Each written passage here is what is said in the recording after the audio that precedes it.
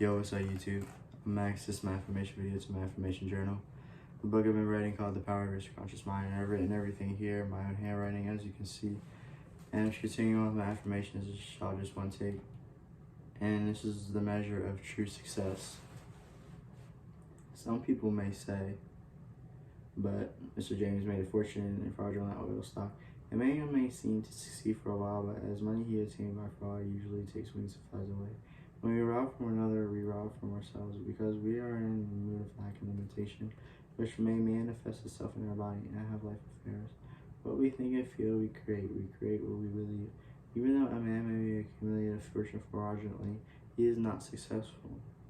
There is no success without peace of mind. What good is a man's accumulated wealth if he cannot sleep nights and is sick or is a guilt complex? I knew a man in London who told me of this exploits. He had been a professional pickpocket and had amassed a large amount of money. He had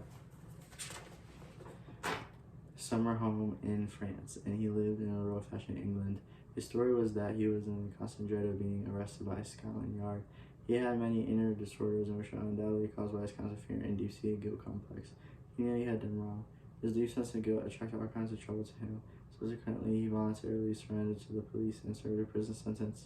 After this release from the prison, he sought psychological and spiritual counsel and became transformed.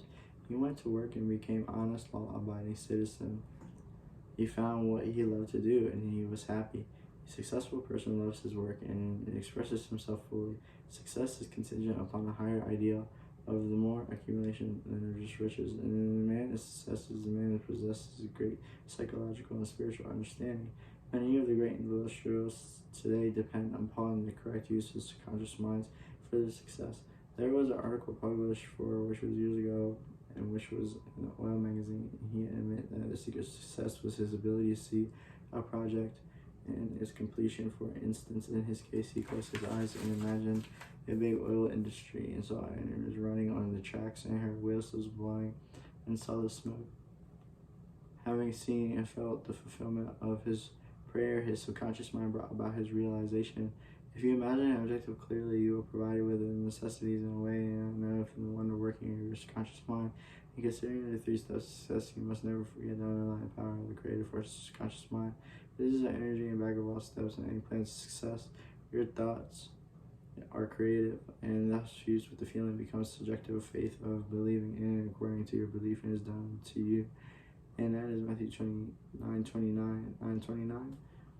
A knowledge of a mighty force in which you're capable of bringing to pass as your desires and your confidence, a sense of peace. Whatever you feel of action should be yours to learn the laws of your subconscious mind. When you know how to apply the powers of your mind, when you're expressing yourself fully and giving your talents to others, you are on a sure path to true success. If you're about God's business or any part of it, God is by his nature, is there for you, so who can be against you?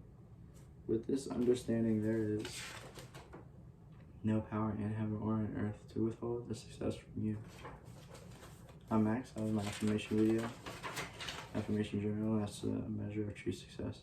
I've written everything here. And thanks for listening. Until next time, I'm out.